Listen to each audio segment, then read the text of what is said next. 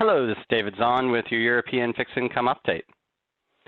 So now, while this is to discuss European markets, which have been broadly trading in a range, the big discussion is when are central banks going to start tapering their asset purchases? A lot of this focus was on Jackson Hole, with Powell speaking about they will start the taper later this year, which is quite important because what happens in the U.S. bond market will definitely impact the European bond market. But we also have inflation out higher in Europe at 3%, which will probably put pressure on the ECB to discuss when are they going to start thinking about tapering their PEP program. And so the reason that this is important is if you have the Fed tapering and you have the ECB tapering, even though we'll both move at slow paces, currently they're buying over $2 trillion in bonds a year and are relatively price insensitive.